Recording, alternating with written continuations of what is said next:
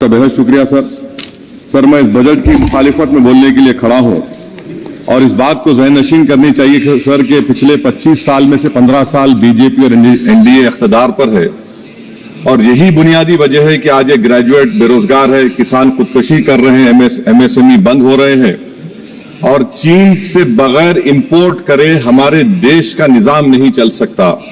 ये सब जिम्मेदारी इस हुकूमत पर आयद होती है सर वजीर आजम कहते हैं कि मुल्क विकसित भारत की राह पे है। मैं कहना चाहता हूं कि ये उस वक्त तक मुमकिन नहीं है जब तक इस मुल्क की 80 करोड़ आवाम फ्री राशन के बगैर जिंदा नहीं रह सकती। विकसित भारत उस वक्त तक मुमकिन नहीं है सर जब हमारे देश की लड़कियां न्यूट्रिशन और तालीमी मौके उनको बच्चों की तरह नहीं मिल जाते।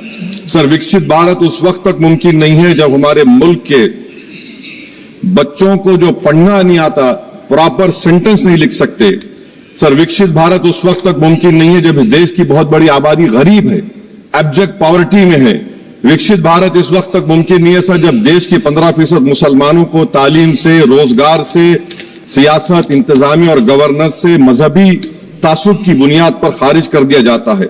सर 2014 से रियल वेजेस में गिरावट आई है या स्टैग्नेशन हुआ है। हर साल 1.3% की कमी हुई, यानी हर साल वतन अजीज के शहरी गरीब होते हैं और बरसर इख्तिदार की जमात की दौलत में इजाफा होता है। 750 उन्होंने अपने नए पार्टी ऑफिस पूरे देश में खोले हैं और एक गरीब को पीएमएवाई में बगैर रिश्वत करप्शन के घर नहीं मिलता। सर तनख्वाहों में कमी, गिरावट से सबसे ज्यादा नुकसान मुसलमान, दलित और आदिवासी को है क्योंकि इनमें सबसे ज्यादा गरीब हैं। सर मोदी हुकूमत ने इन तीनों तबकों के खिलाफ ऐलान जंग कर दिया। क्या मन की बात से एक औसत घराने को खाना मिलता है? सर वजीर आजम ने हालिया आवाम को, जनता को मशवरा दिया कि खाने के तेल में कमी करने से जिस्म का वजन कम होता है। सर मगर इस हुकूमत के मोटापे का अंदाजा लगाइए कि 2014 और 22 से मोदी हुकूमत ने एडवर्टाइजमेंट के ऊपर 3,260 करोड़ रुपए खर्चा किए। तो मालूम हुआ कि देश के प्रधानमंत्री मोदी जी एक एग्जाम वॉरियर भी हैं और एक डाइट कोच भी हैं। सर खाने के तेल का होलसेल प्राइस इंडेक्स 2014 में 104 था, 2022 में 182 हुआ, 2024 में 145 होता है। ये पॉलिसी हुकूमत किसके लिए बनाती है? गरीबों के लिए नहीं बनाती, हम जानते हैं। सर 80% भारत की आबादी माइक्रो न्यूट्रिएंट डिफिशियंसी है, सफर करती है। हेल्थ के बजट को हम देखें sir, as a percentage of total budget spend and share of GDP इसमें कोई इजाफा नहीं हुआ है सर, बल्कि इसका शेयर 2018-19 से कम है। जब हेल्थ सेस लागू किया गया था, हजारों करोड़ हेल्थ सेस कॉर्पोरेट और इनकम टैक्स लोगों ने दिया, हमारे हेल्थ सेक्टर में कोई काम नहीं हो रहा है। सर तालीम पे आ जाइए। इकोनॉमिक सर्वे जो रिसेंटली ले हुआ है इस हाउस में, जिसमें डेटा यह बताता है कि स्कूल रिटेंशन क्लास 1 to 10 63.8 और हायर सेकेंडरी में क्लास 1 to 12 45.6।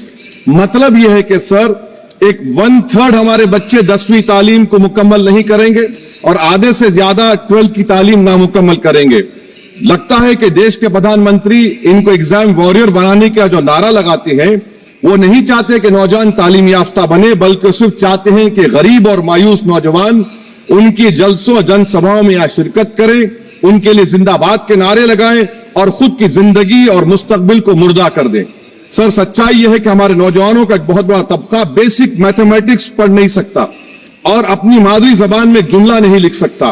सर जो सौतेला तासुब रवैया अक़लियतों के साथ हुकूमत कर रही है, इसकी मिसाल यह है कि वजारत अक़लियती बहबूद का बजट पिछले साल से कम हो गया है। सर मैं एग्जाम्पल दे रहा हूं आपको, जो pre matric, post matric, MANF, free coaching, interest subsidy education loan है, एलोकेशन फॉर एजुकेशन एम्पावरमेंट में जबरदस्त कमी आई है। सर पिछले साल 1575 करोड़ था सर, इस साल 678 करोड़ कर दिया गया है। सर सेंट्रल सेक्टर की जो स्कीम्स है जिसमें education, empowerment, skill development, PM विकास है, 2024 में 2120 करोड़ में से सिर्फ 770 खर्चा किए गए। सर 2025-26 में उसको 1237 करोड़ कर दिया गया। सर ये सरकार अक़लियतों को और खास तौर से मुसलमानों को मुकम्मल नजरअंदाज कर दी गई है। प्री मैट्रिक स्कॉलरशिप सर पिछले साल 326 करोड़ में से 90 करोड़ रुपए खर्चा किए गए। पोस्ट मैट्रिक में इस साल 65% कमी कर दी गई, सिर्फ 413 करोड़। मेरिट कम मीन सर 33 करोड़ से 7 करोड़ कर दिया गया है। कौमी वक्फ बोर्ड तरक्याती स्कीम, शहरी विकास संपत्ति सर 2023-24 में 17 करोड़ में 8 करोड़ दिए गए, 1 करोड़ खर्चा हुआ।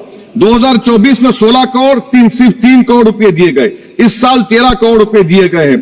तो इससे अंदाजा होता है कि हुकूमत वक्फ की जायदादों को आमदनी का जरिया नहीं बनाना चाहती, उसको बर्बाद और खत्म करना चाहती है। सर स्किल डेवलपमेंट में हमारी दोहर उस्ताद नई मंजिल बिल्कुल खत्म करके रख दिया। अब टेक्सटाइल इंडस्ट्री बर्बादी के दहाने पे आ गई सर। 2016 तक भारत में सबसे ज्यादा रेडीमेड गारमेंट्स हम एक्सपोर्ट करते थे, आज उसमें 14% कमी आई, बांग्लादेश हमसे आगे चला गया। सर मैं एक मिसाल दे रहा हूं, मालेगांव में पावरलूम इंडस्ट्री में जो रोजगार देते हैं, ना उस पावरलूम इंडस्ट्री के लिए ना उसमें लेबरर के लिए कुछ बजट में रखा गया है।